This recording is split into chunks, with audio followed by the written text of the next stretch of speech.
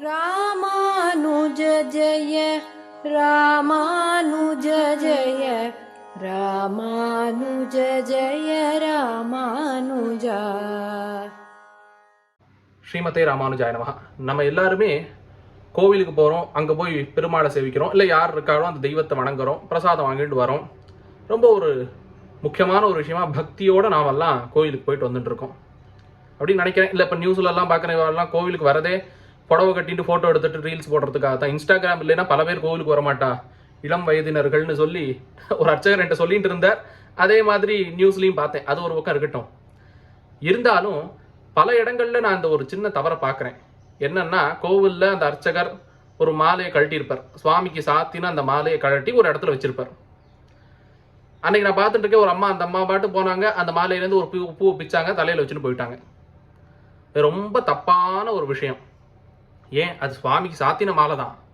இருந்தாலுமே அர்ச்சகருக்கு தான் தெரியும் அதை திருப்பி சாத்த போறாரா, இல்லை சுவாமிக்கு சாத்தினதை பெருமாள் கோவிலாக இருந்தால் பெருமாளுக்கு சாத்தினதா ஆழ்வார்களுக்கோ, இல்லைன்னா சிவன் கோயிலாக இருந்தால் வேற ஏதாவது நாயன்மார்களுக்கோ வேற குருமார்களுக்கோ சாத்திரத்துக்கு வச்சிருக்காளா, இதை திருப்பி என்ன பண்ண போறாங்கிறது அந்த அர்ச்சகருக்கு தான் தெரியும். அதனால அந்த அர்ச்சகர் கையால நாம வாங்கிக்கிறது தான் பிரசாதம். நாம போய் கோவிலில் ஒன்று எடுத்துடவே கூடாது. அது எந்த கோவிலா இருந்தாலும் சரி, அங்க ஒரு அர்ச்சகர், ஒரு பூஜாரி, யாரோ ஒருத்தர் இருப்பார்.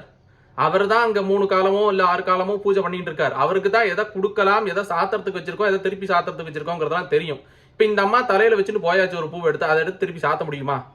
இல்ல என்ன பண்ணலாம்? அது முக்கியமா இன்னொரு தேவைக்காகத்தான் அவர்கள் வச்சிருக்கார்கள். அதனால கோவிலுக்கு போனா அந்த அர்ச்சகர் கையிலிருந்து வாங்கிக்கிறது தான் பிரசாதம். அந்த பூஜாரி கையிலேருந்து தான் விபூதியோ குங்குமமோ துளசியோ, இல்லை அர்ச்சகராக இருந்தால் துளசியோ தீர்த்தமோ, இல்லை எந்த கோவிலுக்கு போனாலும் அந்த பிரசாதத்தை அந்த அர்ச்சகர் கையிலையோ இல்லை அந்த பூஜாரி கையிலையோ தான் வாங்கிக்கணும். நீங்களா எடுத்துக்கூடாது. ஒரு சில இடங்கள்ல அந்த தட்டுல வச்சிருக்கா, அங்க குங்குமத்தை வச்சிருக்கோம், நீங்க எடுத்துக்கோ, அங்க பூ வச்சிருக்கோம், நீங்க எடுத்துக்கோன்னு அனுமதிப்பார்கள். அந்த இடங்கள்ல பரவாயில்ல. அது தவிர இப்ப நாம வீட்டுல பூஜை பண்றோம், நீங்களே எடுத்துக்கோ பிரசாதத்தை, யார் கேட்க போறா?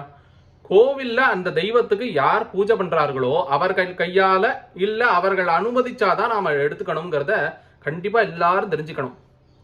பக்தர்கள் எல்லாரும் கோவிலுக்கு போறது பக்தியோட இறைவனை வழிபட்டுட்டு அங்கேருந்து போய் பிரசாதத்தை வாங்கிட்டு வர்றதுதான். அந்த அருள் பூர்ணமா கிடைக்கணும்னா அந்த அர்ச்சகர் கையிலேருந்து பிரசாதத்தை வாங்கிக்கோங்க. இல்ல அவர் அங்க குங்குமம் எல்லாருக்கும் வச்சிருக்கோம், போய் எடுத்துக்கலாம்னு சொன்னா அதை போய் எடுத்துக்கோ. நாமா போய் ஒரு வஸ்துவை எடுத்துட்டு அதை நாமா கண்ணில் ஊற்றி நாமா தலையில வச்சுட்டு இப்படி போகக்கூடாதுங்கிறத நாம தெரிஞ்சுப்போம். ஸ்ரீமதே ராமானுஜாய நமஹ.